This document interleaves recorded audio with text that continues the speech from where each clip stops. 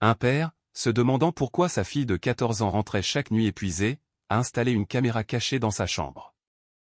Les images qu'il a regardées l'ont confronté à la vérité la plus sombre de son existence. N'oubliez pas de partager vos réflexions sur cette histoire dans les commentaires. Que feriez-vous à sa place? Et de quelle ville nous suivez-vous? Mentionnez-le en commentaire. Vous pouvez nous soutenir en aimant et en partageant. Bonne lecture. Cette année-là, Istanbul connaissait une nuit glaciale de décembre. Dans son appartement du 3e étage d'un vieil immeuble, Tefin Karaka, un technicien en climatisation de 45 ans, se tournait et se retournait dans son lit en fer grinçant. Il fut tiré de ses pensées par une toux sèche et légère venant de la pièce d'un accent grave côté. Duru. Appela-t-il doucement. Mais il n'y eut pas de réponse. Duru Karaka était sa fille de 14 ans. Ses longs cheveux foncés, qu'elle coiffait autrefois avec soin chaque matin avant d'aller à l'école, étaient désormais souvent en désordre.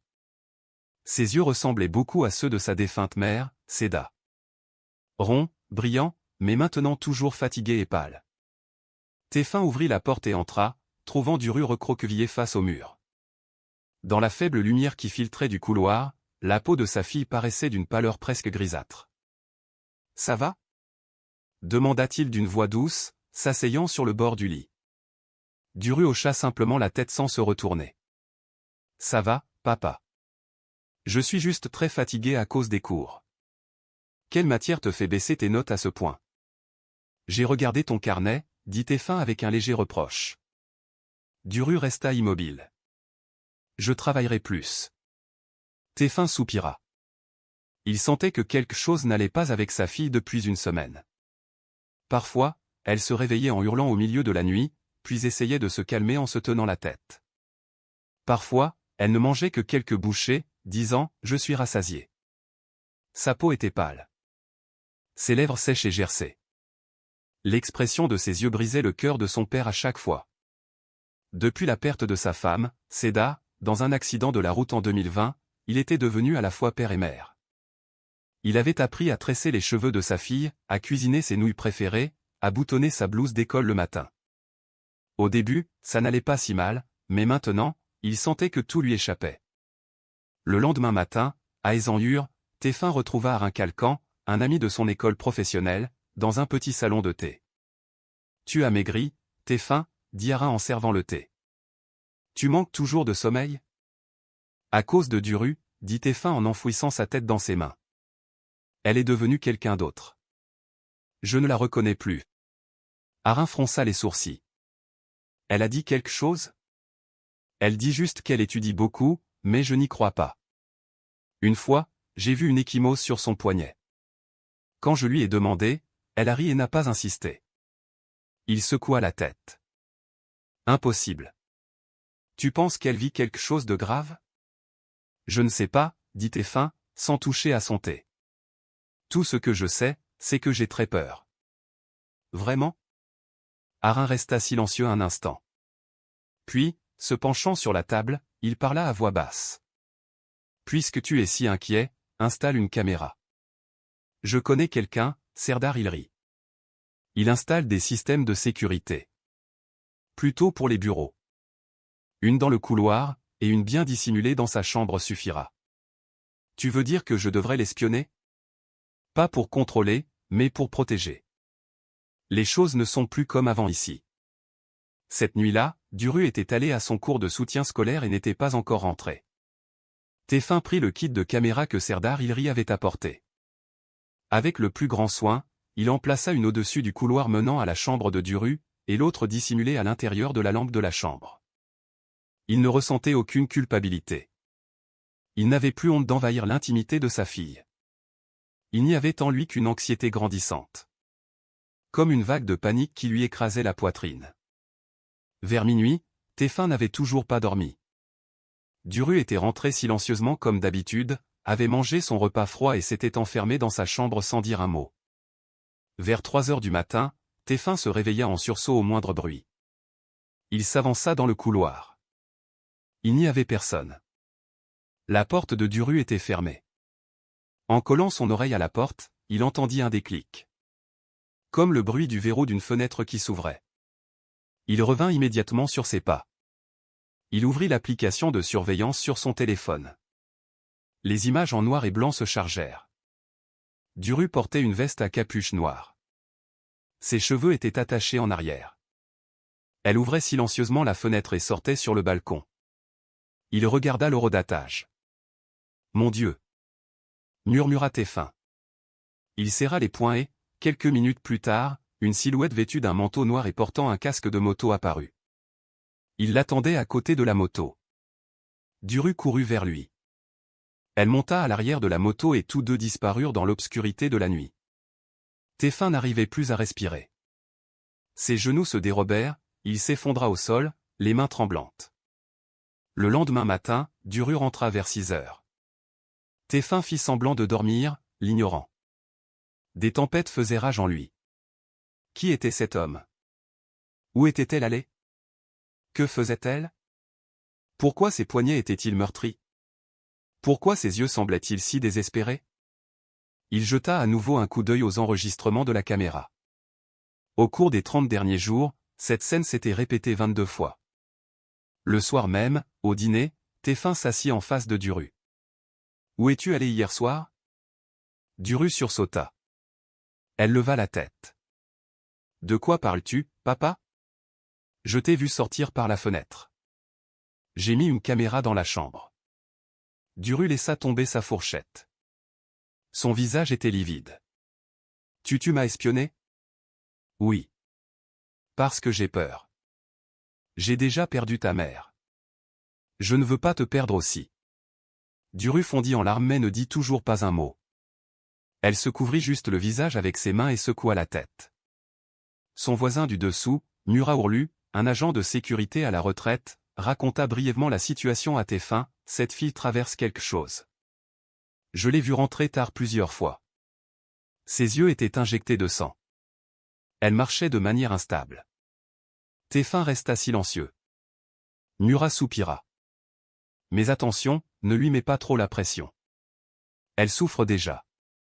Cette nuit-là, TF1 s'allongea sur son lit, le téléphone à la main. Les yeux ouverts, le cœur en tempête.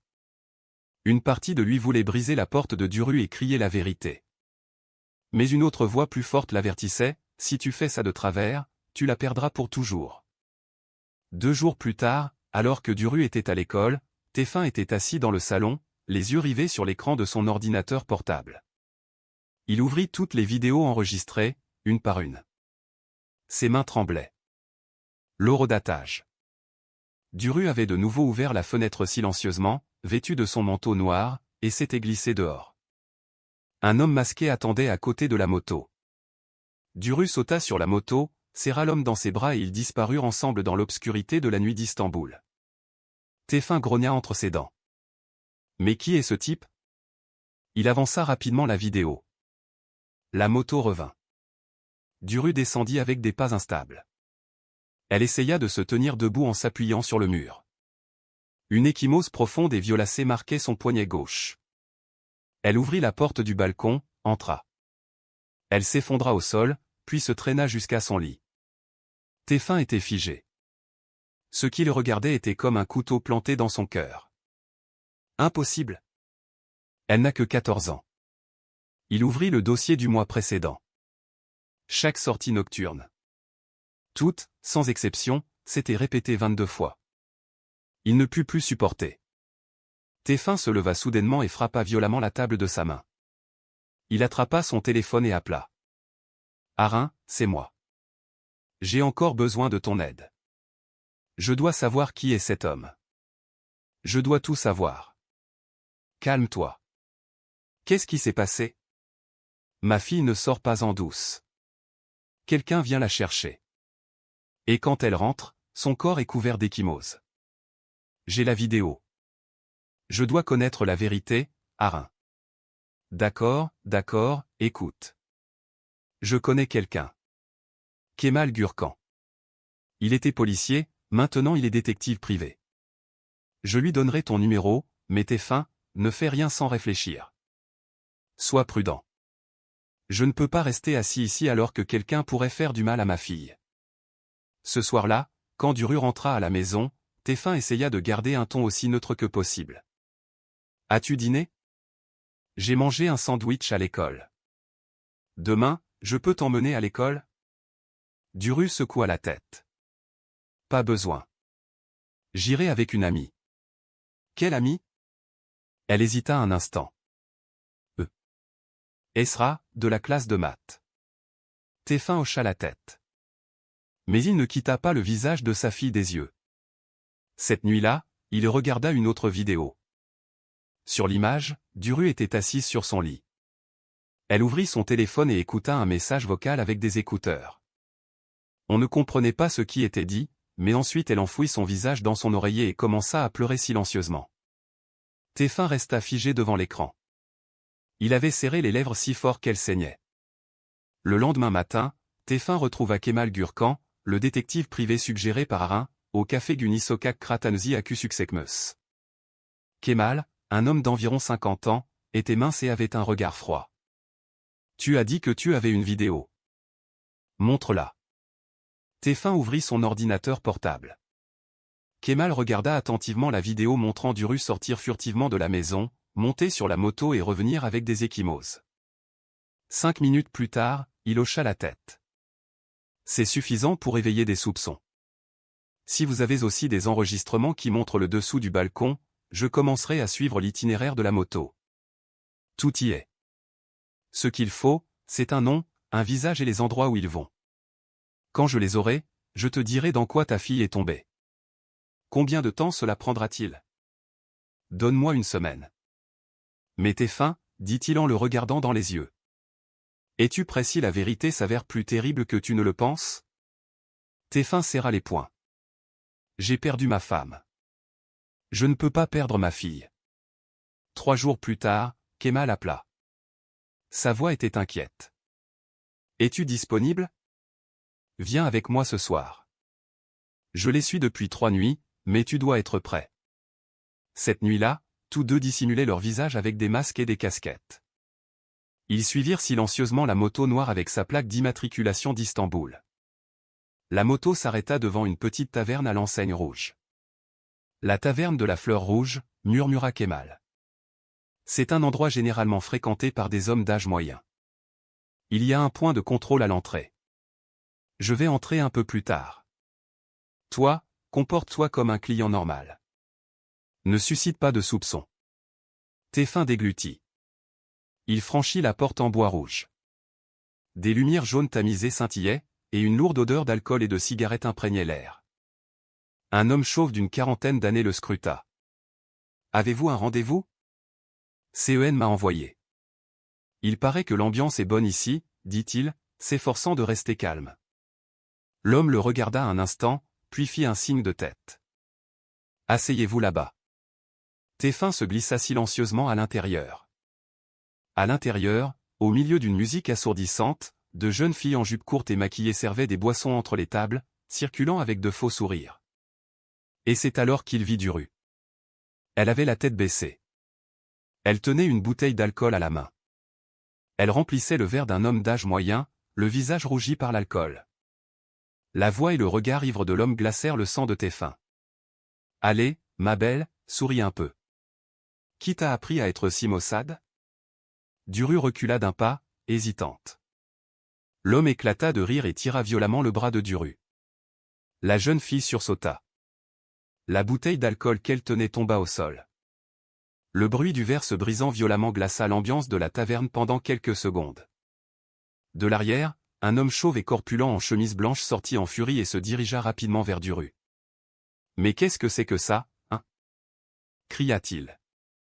Duru baissa la tête. « Je suis désolé, monsieur Zeki. » Une autre fille passant à côté murmura discrètement à l'oreille de Téphin. « C'est le propriétaire. Si tu t'embrouilles avec lui, tu ne t'en sortiras pas vivant. » Zeki Arkan, comme s'il avait remarqué le regard de Téphin, se tourna brusquement vers lui. Il s'approcha d'un pas ferme. Il se plaça entre Duru et Téphin et plissa les yeux. « Nouveau ici? Votre visage me dit quelque chose. Je voulais juste jeter un coup d'œil. » L'ambiance a l'air animée, dit Téphin, se retenant avec difficulté.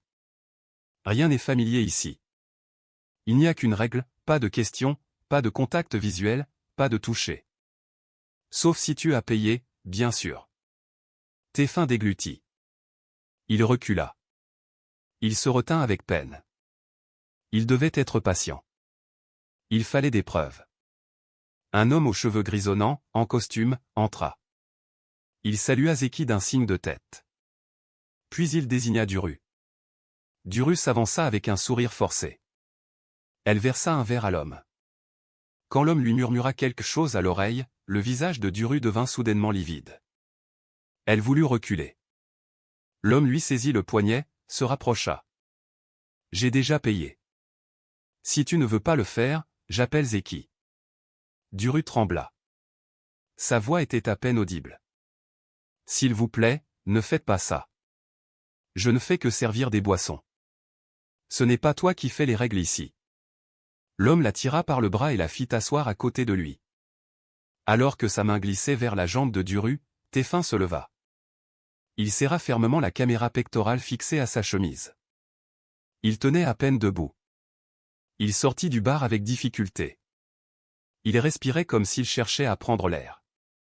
Alors qu'un serveur d'une trentaine d'années, Burak Zedmir, passait à côté de lui, il s'arrêta en voyant l'état de Téfin. « Voulez-vous de l'eau » Téfin se ressaisit. « Puis-je vous demander quelque chose ? Cet endroit a-t-il une licence » L'homme ricana. « Ici, la licence, ça sert juste à s'essuyer la bouche. » Téfin n'avait pas l'air de quelqu'un qui sortait de la taverne de la Fleur Rouge, mais plutôt de quelqu'un qui s'était noyé. Dehors, une fine pluie avait commencé. Kemal Gurkan attendait déjà dans la voiture. Il ouvrit la porte. « Tu as enregistré » ? « Oui. » « L'image est nette. » « Le son est clair. » « Bien. » « Mais n'allez pas tout de suite à la police. Si Zeki a des relations, ils enterreront les preuves. » Téfin resta silencieux. Il avait serré les dents si fort que ses lèvres saignaient. « Je dois sauver ma fille. Je donnerai ma vie s'il le faut. » Le lendemain matin, Duru était assise silencieusement au petit-déjeuner. Elle ne disait rien. Téfin essaya de parler d'un ton naturel. « As-tu bien dormi cette nuit ?»« Plus ou moins, » dit Duru, les yeux fixés sur son bol de bouillie. « J'ai du travail tard ce soir. Installation de climatisation pour une nouvelle entreprise. Je rentrerai tard. » Duru hocha la tête. « D'accord. » En allant dans sa chambre, Téfin entendit le bruit du verrou. Puis il se tourna vers Arin Kalkan, qui l'attendait dans le couloir. Le visage de Arin était tendu. « Écoute-moi, Téfin.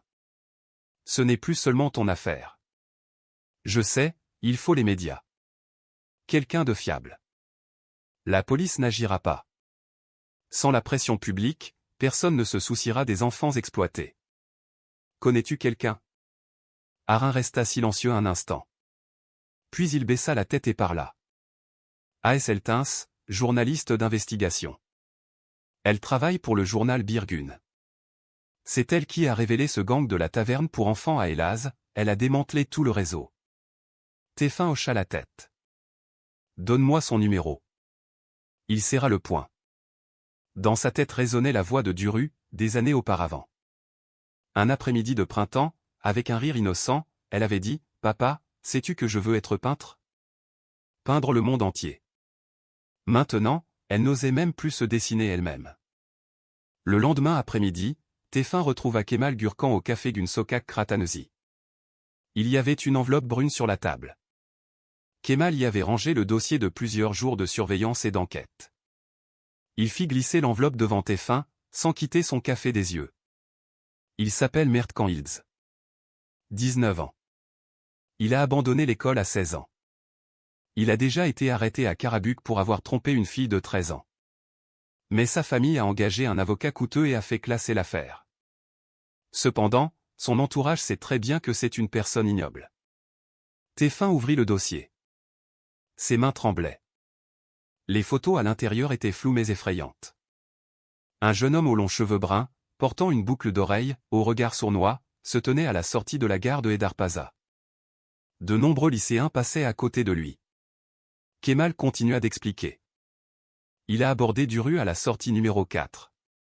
C'est sa technique classique. Il laisse tomber des partitions. Il se fait passer pour un ancien violoniste. Il la trompe en disant « Ma mère est malade. J'ai dû arrêter la musique ». En bref, le numéro de la victime. TF1 expira amèrement entre ses dents. La combine habituelle. Le théâtre de la pitié. Kemal hocha la tête. J'ai aussi enregistré ce qu'il a dit à une autre fille. Il approche avec des paroles douces, établit un faux lien. Puis, une fois qu'il a gagné sa confiance, commence l'histoire, j'ai une dette de 10 000 lire. Je vais mourir. TF1 serra fermement le dossier. Et ma fille croit qu'elle sauve son petit ami. Kemal posa sa main sur son épaule. Sa voix ralentit. Cet homme est un parasite. Il trouve des filles sans père, sans mère, qui ont vécu des traumatismes. Duru a perdu sa mère. Elle est émotionnelle et sensible. Il a vu cette faille. TF1 grogna entre ses dents. Si un jour il me tombe entre les mains, je... Kemal l'interrompit. Tu es facile, mais alors tu perdras tout. Duru ne s'en remettra plus jamais. Il faut des preuves. Il faut un plan solide. Cette nuit-là, TF1 était assis seul dans sa chambre. La lumière pâle de l'écran de son téléphone projetait des ombres sur son visage émacié. Il ouvrit l'enregistrement audio que Kemal lui avait donné. Duru, je suis désolé. Mais si je ne trouve pas cet argent, ils vont me tuer. Tu ne comprends pas. Tu vis toujours avec ton père. Mais moi, je n'ai que toi. Je ferai n'importe quoi. Je ne veux pas te perdre. Il y a un endroit. C'est très facile. On ne fait que servir des boissons. Il y a de la musique. Tu m'aiderais vraiment. Juste quelques semaines. TF1 ferma les yeux. La voix de sa fille était aussi délicate et fragile qu'une feuille. Je te fais confiance. J'essaierai. Quelque chose se brisa en lui. Comme s'il mourait lentement. Le lendemain, Arin Calcan arriva chez TF1 avec un journal à la main. Il le jeta sur la table. Tu as vu ça? En première page, Merdkan était lié à l'un des studios de musique clandestins. La police avait fait une descente mais il avait été libéré faute de preuves. Ce type est un vrai serpent, dit Arin. TF1 siffla entre ses dents. Je veux le filmer. Avec sa voix, son image, alors qu'il prend l'argent. Tu vas le piéger toi-même? Si nécessaire, oui. Je le ferai tomber dans le piège de mes propres mains. Arin hésita. C'est très dangereux. Est-ce plus sûr de laisser Duru y aller chaque nuit? Est-ce moins dangereux de me demander chaque matin si elle est toujours en vie? Cette nuit-là, TF1 sortit de chez lui avec des vêtements différents. Il portait un long manteau, des lunettes et une mini-caméra attachée au bouton de sa chemise. Kemal Gürkan avait posté un véhicule de surveillance près de la taverne de la Fleur Rouge. À l'intérieur, Merdkan Hills, assis au bout du bar, riait et discutait avec Zeki Arkan. Il portait une veste en cuir. Il fumait, adoptant des attitudes confiantes et arrogantes. TF1 s'assit à une table voisine. Il plaça discrètement un enregistreur vocal sur la chaise à côté de lui. Cette fille est plutôt docile, n'est-ce pas? Demanda Zeki en regardant autour de lui. Un jeu d'enfant, dit Merdkan en pinçant les lèvres. Hier soir, j'ai dit que je quitterais le travail. Elle s'est mise à pleurer. Imagine. Une petite fille amoureuse. Le plus facile à contrôler. Zeki ricana. Il sortit une enveloppe de sa poche. Tiens ça, mais n'oublie pas. Ne la fais pas parler. Si la presse s'en mêle, j'efface tout. Et je te jetterai le blâme. Reste tranquille. Je lui ai dit que j'avais des dettes envers la mafia. Qu'il me tuerait. Elle tremble de peur. Les mains de TF1, qui tenaient le verre, commencèrent à trembler. La colère montait en lui. Ses veines semblaient sur le point d'éclater. À ce moment-là, le serveur Burak Zedmir, qu'il avait vu la nuit précédente, passa à côté de lui, se pencha et murmura. Fais attention. Zeki a mis quelqu'un à l'entrée. Si quelqu'un est suspect, il disparaît. TF1 hocha légèrement la tête. Merci. Je ferai attention. La voix de Burak tremblait. Oh, ce n'est pas votre fille, n'est-ce pas? Oui, et ma sœur a aussi été trompée par quelqu'un comme Mertcan. Elle a tenté de se suicider. Si vous avez besoin d'un témoin, je parlerai. Tefin hocha la tête, la gorge nouée. Ton nom est Burak Zedmir. Ma sœur est Ileda. Je t'aiderai. Sur le chemin du retour, Tefin réécouta les enregistrements. Les voix de Mertcan et Zeki résonnaient dans l'obscurité. Cette insouciance, cette impudence, leur façon de parler comme s'ils prenaient plaisir à la souffrance d'un enfant, glacèrent le sang de Tefin. En arrivant chez lui, Duru dormait déjà. Tefin se tint silencieusement devant la porte de sa chambre. Il regarda par l'entrebâillement. Duru était recroquevillé sous sa couette, serrant un oreiller. Ses yeux étaient fermement clos. Ses cahiers d'école étaient encore ouverts sur la table. Les écrits s'arrêtaient au milieu d'une phrase.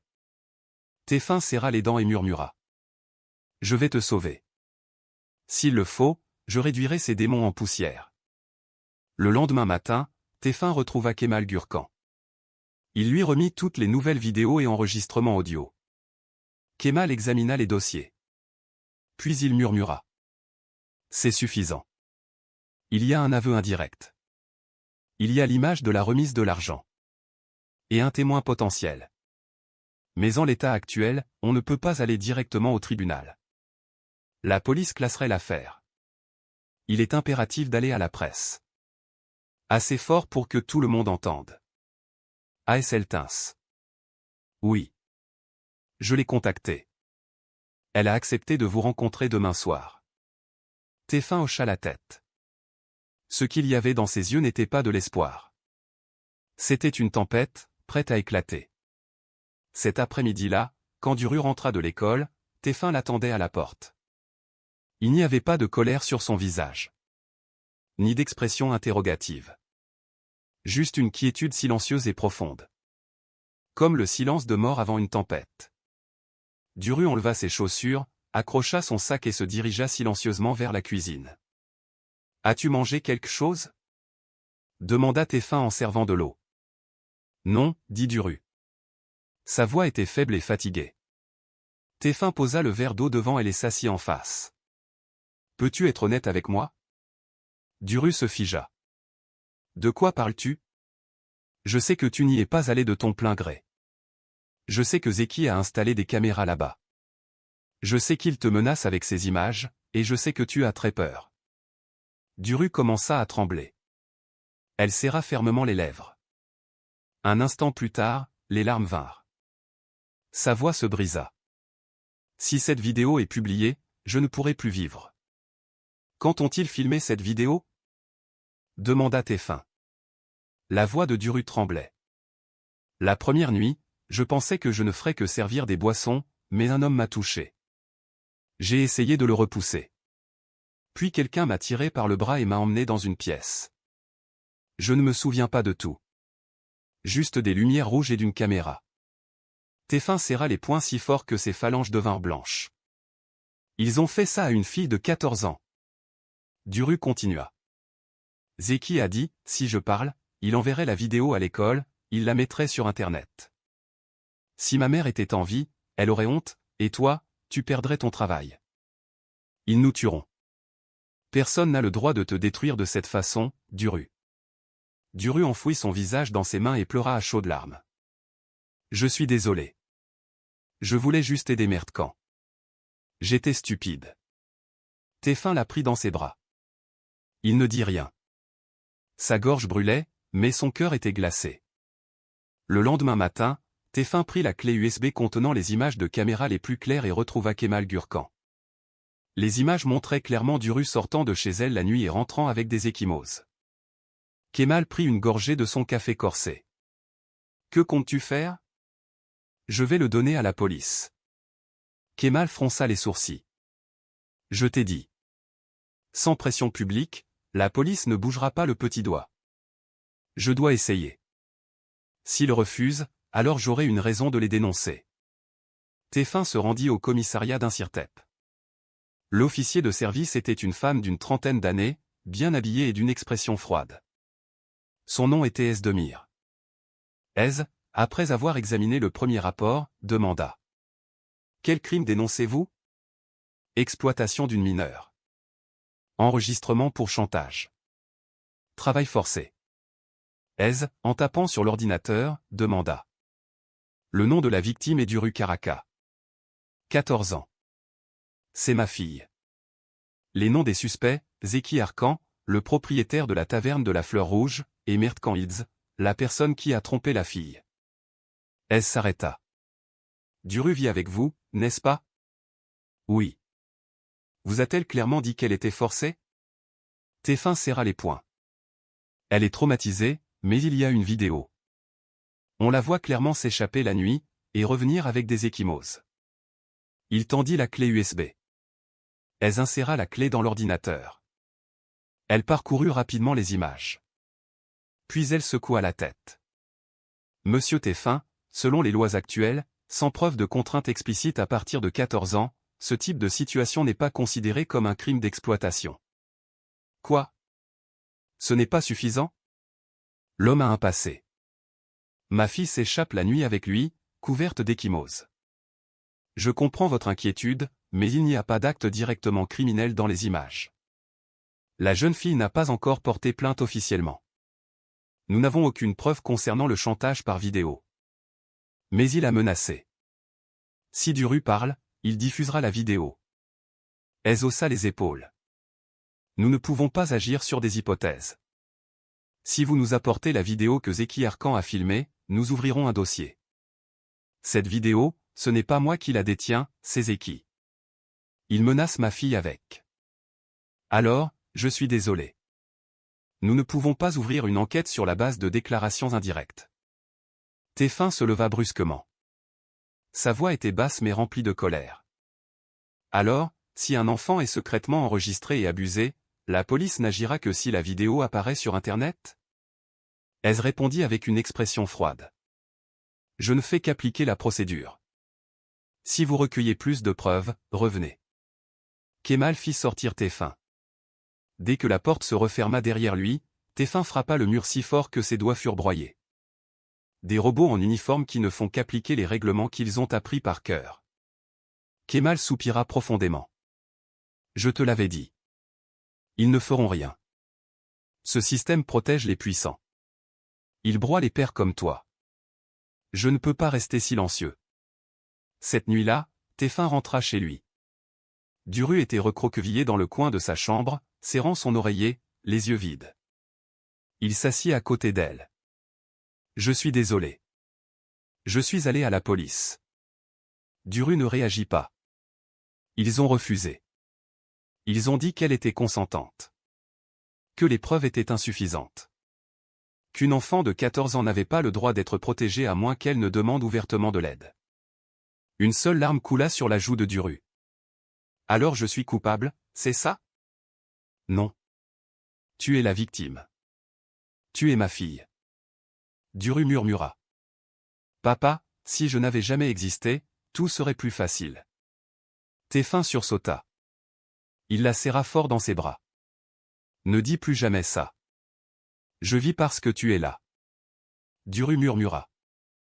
Si tu savais ce que j'ai fait, tu me détesterais. Non, je déteste seulement ceux qui t'ont fait vivre ça. Cette nuit-là, après que Duru se soit endormi, Tefin se rendit à son bureau. Il examina de fond en comble toutes les vidéos enregistrées, les enregistrements audio et les notes. Un plan commençait à prendre forme dans sa tête. Si la police n'agissait pas, alors il agirait avec tout ce qu'il avait. Cette nuit-là, une fine pluie tomba sur Istanbul. L'humidité froide s'infiltrait dans chaque recoin de la maison. Tefin ne parvenait pas à dormir. Il était assis dans le salon, regardant les mêmes vidéos encore et encore. Ses yeux étaient injectés de sang, brûlant. Chaque fois qu'il voyait Duru s'échapper silencieusement la nuit, son cœur se brisait une fois de plus. Soudain, il entendit le bruit de l'eau qui coulait de la salle de bain. Ce n'était pas très fort, mais c'était inhabituel à cette heure-ci. Tefin fronça les sourcils.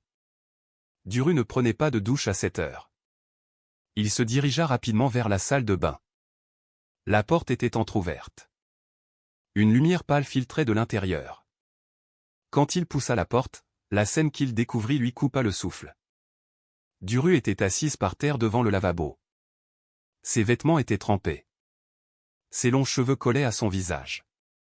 Le robinet coulait toujours. L'eau qui s'écoulait se mêlait au sang sur le carrelage. Son poignet gauche saignait fraîchement d'une coupure profonde. Duru! Cria Teffin en courant vers elle. Duru ouvrit légèrement les yeux, et dit d'une voix faible. Je suis désolé. Si tu savais ce que j'ai fait, tu me détesterais. Non, jamais. Teffin attrapa une serviette, la pressa sur la coupure. Il ne pouvait pas empêcher ses mains de trembler. Ne dis plus ça. Tu n'as rien fait de mal. Rien du tout. Il la prit dans ses bras. Le sang de sa fille tachait sa chemise. Il descendit les escaliers en courant. À l'aide. Que quelqu'un m'aide. Appelez une ambulance. S'il vous plaît. Son voisin du dessous, Murat Ourlu, entendit le bruit et ouvrit sa porte. Il était stupéfait. Mon Dieu, qu'est-il arrivé à la fille? Elle a essayé de se suicider. Je dois l'emmener à l'hôpital tout de suite. Murat attrapa son manteau. La voiture est au garage. Vas-y tout de suite. Dans la voiture, Teffin tenait Duru fermement. Il lui murmurait encore et encore. Tu iras bien. Je suis là. Promis, ça ira. Les lumières de l'hôpital public Sefkat brillaient sous la pluie. Les médecins emmenèrent rapidement Duru aux urgences. Teffin fut arrêté à la porte. Il était couvert de sang. Il fixait la porte, immobile comme une statue. Une femme d'âge moyen, les cheveux attachés en arrière, sortit. Sa carte d'identité indiquait « Dr Fijan Haydin ». Vous êtes le père de Duru Karaka? Oui. Comment va-t-elle? Nous avons arrêté l'hémorragie. La coupure était profonde, mais sa vie n'est pas en danger. Mais il semble que ce ne soit pas sa première tentative. Que voulez-vous dire?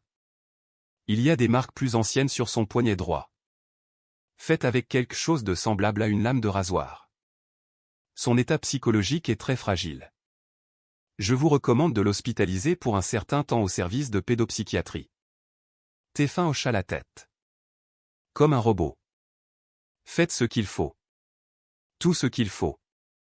Peu de temps après, une femme d'une quarantaine d'années, à la voix douce mais claire, arriva.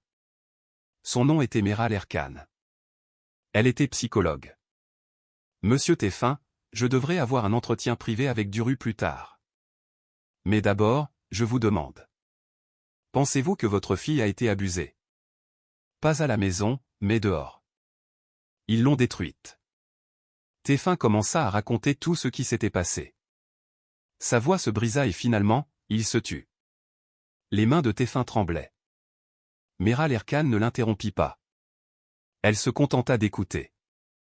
Quand Teffin eut fini de raconter, elle hocha la tête. Je vous crois. Je préparerai un rapport détaillé.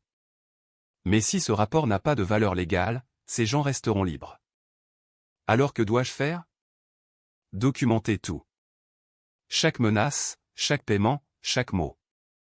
Ensuite, rendez-le public. Impliquez la presse. Si le son est assez fort, la loi pourra alors seulement entendre. Ce soir-là, Duru ouvrit les yeux. Elle regarda autour d'elle avec un regard fatigué et trouble. Teffin était assis au chevet du lit. Il lui prit la main. Je suis là. Tu m'entends, ma chérie? Duru fit un faible signe de tête, oui. Pourquoi, ma chérie? Pourquoi as-tu fait une chose pareille? J'étais fatigué. Je ne pouvais plus le supporter. J'ai peur à chaque fois que j'ouvre les yeux. J'ai honte à chaque fois que je vais à l'école. Cette peur est toujours en moi. Personne n'a le droit de te faire sentir sale. Tu n'as rien fait de mal. Ceux qui t'ont fait ça devraient avoir honte. Tu ne m'abandonneras pas, n'est-ce pas?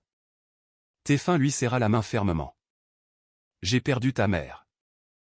Je jure que je ne te perdrai pas toi. Le lendemain, Teffin se rendit dans une pharmacie près de l'hôpital. Il cherchait du matériel de caméra cachée. Un homme d'une quarantaine d'années, portant des lunettes, était derrière le comptoir. Son nom était Halil Yalçın. Lorsque Tefin lui expliqua brièvement la situation, Halil sortit une petite pochette. C'est une caméra bouton. Elle enregistre en qualité HD sur une carte mémoire. Son microphone intégré peut filmer en continu pendant 3 heures. Je vais en prendre 2. Que comptez-vous faire? Je vais affronter Zeki. J'enregistrerai chaque menace, chaque paiement. Je ne laisserai pas ma fille mourir en vain. Halil hésita un instant. Puis il parla lentement. J'avais aussi une sœur. Elle a vécu quelque chose de similaire. Elle n'a pas survécu. Si vous avez besoin d'autre chose, venez me voir. Cette nuit-là, Tefin cousit les caméras boutons à sa chemise. Il s'entraîna à parler. Il ajusta l'angle. Il testa le son. Mais la seule chose qui ne lui sortait pas de l'esprit, c'était cette scène dans la salle de bain. Ce sol où le sang et l'eau s'étaient mêlés était comme une plaie ouverte. Son téléphone sonna. C'était Kemal Gürkan. Es-tu vraiment prêt à faire ça? Je dois le faire. Sois prudent. Zeki a des yeux partout. S'il se doute de quelque chose, au moins je mourrai en père qui n'a pas abandonné. Kemal s'arrêta. Je t'attendrai dehors. Si tu donnes le moindre signe, j'entrerai. La taverne de la Fleur Rouge était toujours ouverte. Tefin entra comme un client ordinaire. Zeki Arkan était assis au bout du bar, riant et discutant avec un homme blond. Tefin s'assit à une table voisine. Il appuya sur le bouton de la caméra cachée. La bataille de sa vie avait commencé. Le bar était toujours bondé. La musique retentissait de manière assourdie, les lumières rouges clignotaient. Les visages étaient flous par la fumée, fatigués et fantomatiques. Tefin restait immobile. La caméra fonctionnait. Ses yeux étaient ceux d'un chasseur qui observe sa proie. Zeki sortit de l'arrière-salle. Il tenait une enveloppe. Ses yeux étaient glacials. Merde quand ils étaient au bout du bar. Il faisait tourner son vin bon marché dans son verre et le buvait en ricanant. Tefin appuya de nouveau sur l'enregistreur vocal. La caméra enregistrait depuis 40 minutes. La batterie avait encore 1 heure. Zeki posa l'enveloppe sur la table. Sa voix était basse mais claire. Il y en avait 15, non? Merde qu'Henri. Il en manque 2, mais j'ai compensé. Elle est docile. Vraiment. Zeki ricana. Le vieux client d'hier s'est évanoui. Il n'a même pas osé ouvrir la bouche. Une seule menace a suffi. Maintenant, il est comme un chat. Tu as toujours le premier enregistrement? Bien sûr. J'ai filmé seconde par seconde comment elle tremblait quand cet homme lui a touché la jambe. Tout est chez moi. La mâchoire de Tefin était tellement serrée que ses muscles palpitaient. Il pressa sa main contre le bord de la table. Ses doigts faillirent se briser. Zeki regarda autour de lui et murmura à voix basse. Mais il faut faire attention. La fille est sur le point de craquer. Hier soir, elle pleurait aux toilettes. Si elle s'effondre, j'efface tout. Je disparaîtrai d'Istanbul. Et toi? J'ai ma garantie. Si quelqu'un parle, je ferai la une des magazines avec sa famille. Je peux même faire croire que la fille a envoyé les images elle-même. Les gens y croient tout de suite. Je peux même faire passer les images pour des faux. Je dirai que la fille les a envoyées de son plein gré. Les gens y croient tout de suite, de toute façon. Tefin trembla. Cette dernière phrase. Ce fut la balle qui brisa le dernier maillon de la chaîne de sa patience. Il se leva. Il fit un léger signe de tête à Kemal Gürkan, qui était assis à une table dans le coin, déguisé en client. Kemal sortit son téléphone de sa poche et écrivit rapidement un message. À ce moment-là, Duru sortit par la porte de derrière. Elle tenait un plateau de boisson. Ses mains tremblaient. Un homme bedonnant, assis à la table numéro 5, leva la main. « Allez, ma belle. Viens ici. Fais-moi un sourire. » Duru força un sourire, mais son sourire était tordu, plein de douleur. L'homme la tira sur ses genoux. Duru resta figé. Elle regarda autour d'elle. Ses yeux semblaient demander silencieusement de l'aide. Tefin sortit son téléphone et fit semblant. Oui, je suis dehors. J'attends dans la voiture maintenant. Il sortit rapidement. Une minute plus tard, Kemal le suivit et hocha la tête. On l'a. L'image est nette. Le son est clair. Il faut l'envoyer à ASL. On ne peut plus attendre. Le lendemain matin, Tefin enfila son manteau gris et se rendit au siège du journal indépendant. Il y rencontra ASL Tins. Cette journaliste d'investigation, connue du public pour avoir démantelé le réseau d'abus d'enfants à Elaz, était une femme d'une quarantaine d'années, aux cheveux courts et au regard perçant. Ils se serrèrent la main. « Vous êtes Tefin Karaka, n'est-ce pas?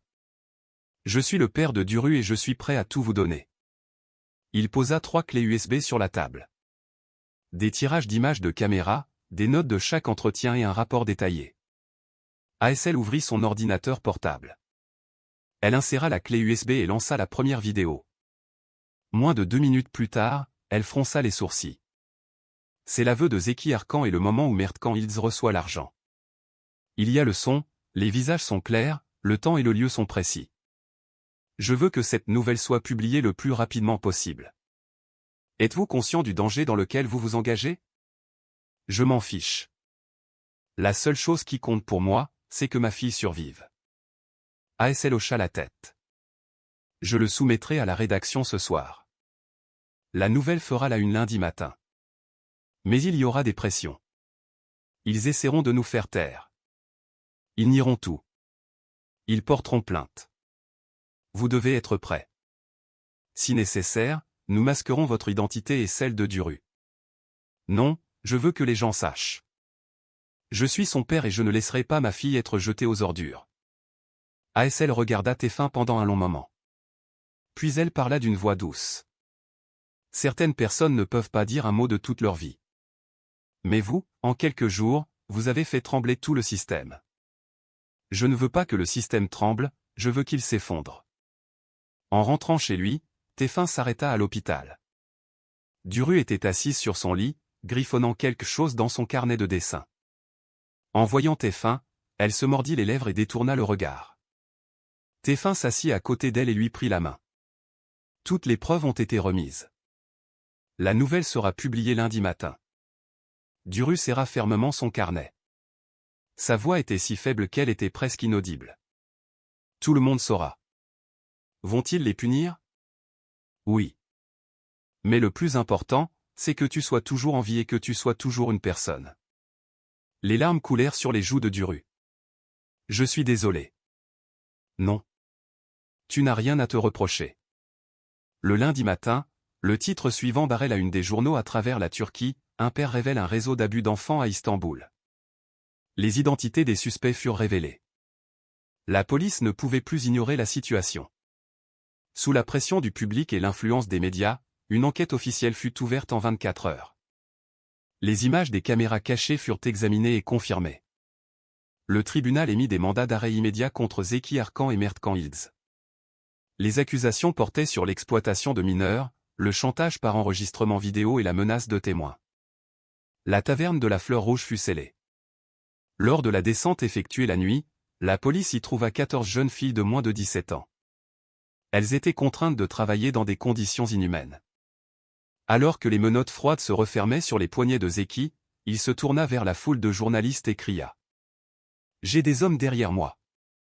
Vous allez tous le regretter. » À ce moment-là, l'officier de police Esdemir, qui avait précédemment rejeté la plainte de Tefin, répondit d'un ton sec. « Cette fois, tout est au grand jour. C'est vous qui allez le regretter. » Exactement 3 mois après la révélation de l'affaire de la taverne de la Fleur Rouge, le printemps arriva silencieusement à Istanbul. Un soleil doux, de légères brises. Tefin emmena Duru loin de la ville. Loin de la fumée, du bruit et des sombres souvenirs qui imprégnaient chaque recoin. Leur nouvelle vie commença dans le village de Zetinli-Obea.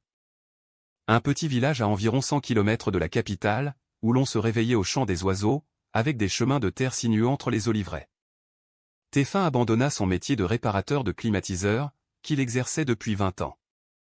Il vendit tous ses outils. Avec le modeste revenu qu'il en tira et le soutien d'une fondation de protection de l'enfance, il offrit à sa fille une vie plus paisible. Ils s'installèrent dans une petite maison de location au toit de tuiles rouges, face aux montagnes. Ce matin-là, Duru était assise sur la véranda, tenant un carnet de dessins vide. Elle avait 14 ans. Plus mince qu'avant, mais ses yeux étaient complètement différents. Ils n'étaient plus remplis de peur. Une sérénité profonde, des signes de guérison. Téphin apporta 2 tasses de salep. Qu'est-ce qu'on mange aujourd'hui? Menu spécial. Duru leva la tête, sourit légèrement. Tu as dit du poulet sauté aux champignons hier aussi. Et avant-hier. Que veux-tu que je fasse, ma fille? Je suis toujours en apprentissage. Un jour, je le ferai bien. Duru rit. Ce rire joyeux que Téphin avait craint de ne plus jamais entendre. Papa. Oui, ma jolie fille. Tu as vraiment abandonné ton travail de réparateur? Oui, maintenant je suis un cuisinier à temps plein et un facteur à temps partiel dans le village. Duru posa sa tête sur ses genoux. Elle murmura. Je suis désolé de t'avoir fait abandonner tant de choses. Téphin posa doucement sa main sur son épaule. Tu ne m'as rien forcé à faire. J'ai tout choisi, et si je devais recommencer, je ferais la même chose. Un après-midi, Duru vint près de son père, qui désherbait le jardin arrière. Papa, j'ai dessiné quelque chose. Téphin essuya ses mains sur son pantalon et prit le carnet. Sur la première page, il y avait un dessin au fusain. Une jeune fille recroquevillée sous la pluie, les cheveux trempés, les yeux baissés vers le sol, et un homme courbé tenant un parapluie au-dessus d'elle. La pluie ne touchait plus la jeune fille. Dans le coin inférieur, en petites lettres penchées, était écrit « Merci de ne pas avoir abandonné ». Téphin regarda le dessin longtemps. Ses yeux se remplirent de larmes, mais pas un mot ne sortit de sa bouche. Duru baissa la tête. Ce n'est pas très réussi. Non, c'est la plus belle chose que j'ai jamais vue. Je voulais juste que tu saches, je suis reconnaissant. Téphin hocha lentement la tête. Sa voix tremblait. Tu dois aussi savoir ceci, désormais, chaque fois qu'il pleuvra, je courrai toujours vers toi avec ce parapluie. Où que tu sois. Une semaine plus tard, une lettre d'A.S.Eltins arriva. C'était la journaliste qui avait aidé à révéler la vérité dans cette affaire. Sa lettre disait « Cher monsieur Téphin Caraca, l'enquête se poursuit. Zeki Arcan et Mert Kanid sont actuellement en détention et attendent la date de leur procès. Les images que vous avez envoyées ont été la preuve principale pour le sauvetage de 14 jeunes filles de moins de 17 ans, parmi lesquelles Ileda, la sœur de Burak Zedmir, qui a proposé de témoigner. Je voulais juste que vous le sachiez. Des vies ont été sauvées parce que vous n'avez pas abandonné. » Duru lut la lettre en silence. Puis elle murmura. « Papa, ma chérie, beaucoup de gens ont vraiment été sauvés? » Oui. Et l'une d'elles, c'est toi. Duru ferma les yeux. Une larme coula sur sa joue. Pas de sanglots, pas de tremblement. Juste comme la première goutte de pluie de printemps tombant sur un vieux toit de tuiles, silencieuse et lourde. Quelques semaines plus tard, le docteur Meral Erkan vint rendre visite à la maison du village. Elle suivait Duru depuis son hospitalisation en psychiatrie. Après leur entretien, elle informa Téphin. Elle fait des progrès incroyables. Elle a encore de profondes blessures, mais elle ne fuit plus comme avant. Le plus important, c'est qu'elle a recommencé à raconter. Téphin cligna des yeux. Raconter? Elle a parlé de sa mère. Des jours de glace à l'écoparc quand elle était à l'école, et aujourd'hui, elle a reparlé de son rêve de devenir artiste. Téphin sourit légèrement. Elle le disait toujours. Mais ce rêve a été brisé en 1000 morceaux par ces monstres. Non, il a juste été mis en veille pendant un temps. Maintenant, il commence à s'épanouir à nouveau. À ce moment-là, Duru sortit dans le jardin. Meral prenait des photos des fleurs de lavande. Madame Meral, oui ma chérie, j'ai fini mon dessin. Voulez-vous le voir? Meral sourit. Bien sûr que oui. Duru ouvrit son carnet de dessin. Elle tourna une nouvelle page. C'était un champ ensoleillé. Une petite maison recouverte de lierre vert. 2 silhouettes se tenaient dans le jardin. Un père et une fille. Leurs mains ne se touchaient pas, mais leurs ombres se rejoignaient sur le sol. Ce soir-là, Téfin et Duru marchèrent côte à côte sur le chemin du village. Les oliviers bruissaient dans le vent. Au loin, des chèvres paissaient, leurs clochettes tintant doucement. « Papa, regrettes-tu d'avoir tout laissé tomber et d'avoir quitté Istanbul ?» Téfin leva les yeux vers le ciel. Vers les rayons de lumière dorée filtrant à travers les feuilles. « Je n'ai rien laissé. J'ai juste emporté la chose la plus précieuse avec moi. »« C'est quoi ?»« C'est toi. » Duru serra fermement la main de son père. Elle ne dit rien d'autre, mais ce silence en disait long. À la fin de cette journée, dans leur petite chambre, Téfin accrocha délicatement le dessin du parapluie au mur avec 4 petits morceaux de ruban adhésif. Pas besoin de cadre. Il avait seulement besoin que cette image soit dans le coin le plus sacré de son cœur. Sous la lampe de la table, cette petite phrase brillait, « Merci de ne pas avoir abandonné. » L'histoire de Téfin et Duru nous rappelle ceci, quand les adultes se taisent, le mal grandit, mais si un seul père ne renonce pas, une lumière peut percer l'obscurité. La persévérance, l'amour et le courage sont les armes les plus puissantes que nous ayons pour protéger les enfants sans voix. Le système juridique peut être lent, mais quand la vérité éclate, rien ne peut l'arrêter. N'abandonnez jamais. Car quelque part, un enfant attend peut-être encore votre voix. Si cette histoire vous a touché, veuillez nous soutenir. Votre soutien nous aidera à faire entendre la voix de davantage d'enfants sans voix.